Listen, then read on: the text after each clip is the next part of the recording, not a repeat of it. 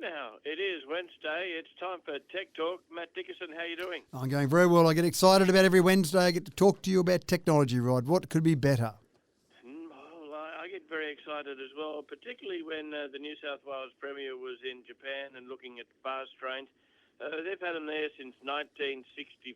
That's a couple of days ago. There's prospects we might be able to get one here. And the super fast jet train would tap into a whole new field of physics. Well, it's actually got the word flux in it, so you know it's going to be impressive, don't you? This is a Hyperloop flux jet from Transport.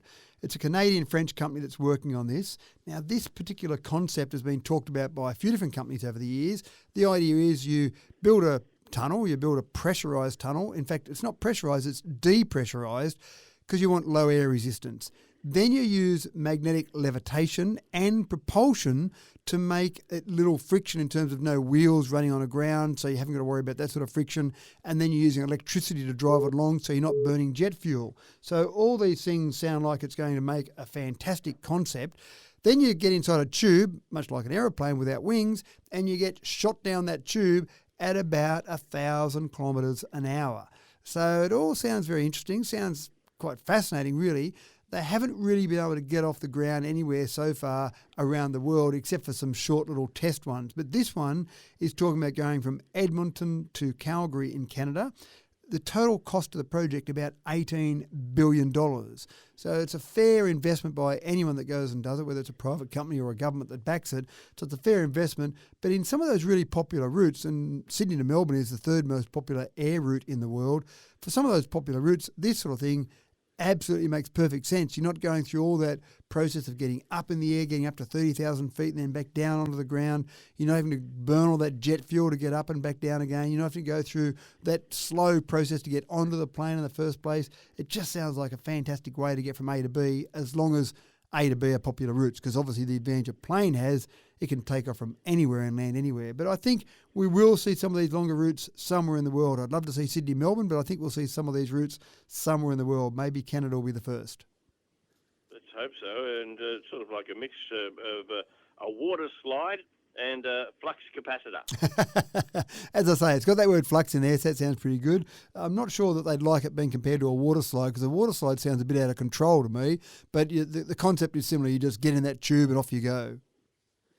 Samsung have an airdresser that is a new smart home gadget. It's got so many things going for it. There's one minor problem, which I'll talk about in a moment, but essentially, if you're a bit tired of ironing your clothes, and let's face it, it's a pretty old concept, isn't it? How many hundreds of years ago did they come up with heating up a metal plate and then putting that on a flat board over some clothes to iron the clothes? We've been doing that for a long time. We've got a bit more sophisticated now. We've plugged it into a power point, but the concept's still the same. Having something like the Samsung airdresser means you just hang your shirts up in it, walk away for a little while, come back, and they're all perfectly ironed. In fact, if you put it on a different cycle, it'll actually dry clean your clothes as well. So that sounds pretty exciting.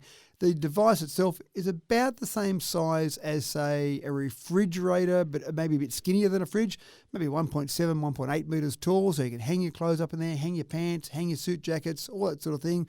The only problem I've been able to find with it, as I've been reading about this one, and LG have got one, and Anker have got one as well, they've all got the same problem. They're a bit expensive. The Samsung one is $2,700. The LG one is $4,000. So they're a bit on the rich side. And then you think, wow, that's a lot of dry cleaning I could get for my clothes for $2,700. Or I could get someone in to iron my clothes a lot of times for $2,700. So that's one minor problem. The other minor problem is, do I put it in the laundry or do I put it in the bedroom? It's convenient in the bedroom, but do I want this thing that's that big stuck in the bedroom? In the laundry maybe makes more sense, but gee, I don't know if I've got enough room in my laundry to put it there. So that'd be a bit of a problem as well. After you've forked out all that money, where do you put it? You just slap a TV on it as well and put it in the bedroom. Fair enough. Problem solved. Right. Problem solved. I don't know. I'm looking for problems to solve this morning.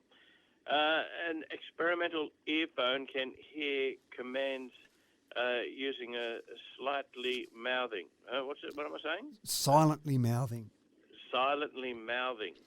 So they're working on the shape of your ear canal changing as we speak. And I'm sure it does, but I've probably never thought about it too much. But researchers are saying, isn't it bad when you're, say, on a train or in a plane and people are having these loud conversations in there, and it's a bit embarrassing. You don't really want to hear about what happened to the neighbour's dog or all sorts of details that people are happy to broadcast around that particular plane. So what researchers have come up with is that as your ear canal changes when you're saying different words, if you just mouth those same words without saying them, your ear canal still changes. So putting a device in your ear canal, a bit like an earphone, then that can actually work out what you're saying. Now, at this stage, they've been able to work out accurately 32 different single words that you say and 25 sentence-length commands. So probably more about giving your phone commands rather than having a detailed conversation.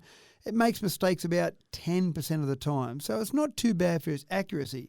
But this is only the first revision. This is only working on how can we go about it now. If you can start to measure those changes in your ear canal more accurately, and your ear canal is changing because your jaw's changing, then maybe you can get to the point where it's effectively doing some lip reading, but lip reading via your ear canal rather than via your lips. Sounds quite interesting. Long way to go, a lot of research to go. You can't go and buy this device on the shelf yet. That does sound quite unique. And Booking.com scam tourists descend on North London private home. Well, it's a bit embarrassing for the users turning up to this particular home. They had a few people, including some Aussies, turned up. And the first one turned up and said, "Oh, hi, how you going?" I opened the door. "I've got a booking here." "Well, no, I'm sorry, I don't have any of my rooms to let." "No, I booked on Booking.com. I saw the house and had the address there and away I went." No, sorry, you've got the wrong place." And so maybe someone made a simple mistake and that person was sent on their way. Over the next couple of weeks, 23 people turned up, or 23 different groups of people turned up for their booking at that particular address, even though that address had never been put on any booking site. So this is a bit of a problem. Scammers out there find a random address, find a random picture, put it up there on a booking site, and then put their own bank details. They take the bookings, they take the money, and of course when you turn up there, it doesn't exist. I saw another example where there was a luxury accommodation site, beautiful bit of accommodation it looked like, and when people turned up there, it was a vacant lot. So again, who do you complain to? What do? You've turned up with your luggage, you've just flown in from somewhere, and you've got nowhere to stay. So a bit frustrating for people. Again, the booking sites have got a bit of responsibility here. They've got to basically check to make sure some of these sites are legitimate. And probably from your user's point of view as well, maybe just going to google.com and looking at that same address to see if there is a place that exists there. If you're really paranoid, you might even try and contact the people that live there and make sure it is legitimate, or contact the people where it's listed to make sure it's legitimate. But sometimes you're probably going to be caught by that. So I suppose it's one of those things, be aware of the different ways, all these different creative ways, Rod, that people are trying to scam us.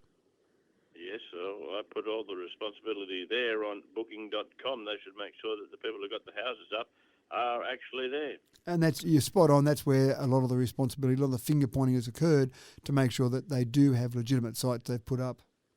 I want to do just one more, because I had a lady during the week. I sprayed some fly spray and, "Oh, I got to get out of here now. I'm going to get cancer." You've got a solution for us. This sounds like much more fun to me. The old fly swatter, yeah, look, it's okay. You wave it around a bit and hopefully get a fly or two as you've waved it around. But the surface area on that thing's pretty small. And if you only just brush the fly, then it probably flies away happily and comes back to annoy you. So what you really need is something, first of all, with a bigger surface area, maybe a small tennis racket, maybe a squash racket size head. But what you really need is 4,000 volts in that head. And that's exactly what you've got now. You've got a nice little electric fly swatter. It has got the size of a head, about a squash racket size. It's got a bit of protection there so that you don't accidentally brush it against your friend's arm and give them a zap of 4,000 volts. So it's got an external grid that's a fairly wide open grid so that flies and mosquitoes can get through that open grid. But then in the middle of that grid, it's got a very fine mesh that's electrified to 4,000 volts. It's got a few batteries in the handle. You recharge it. It'll go for 10,000 zaps on a single charge. So that'll keep you going for a good night or two, I reckon, zapping flies. And then you can go out there and swat those flies, and you're going to be pretty confident they're going to be dead once you're dealt with them, because not only have you hit them with a bit of velocity, you've also hit them with 4,000 volts. So Sounds like fun if you're into that sort of thing, but it sounds like you get rid of some of those flies. And with barbecues coming up, absolutely, definitely better than flying some fly spray around that's going to, and I quote, give people cancer.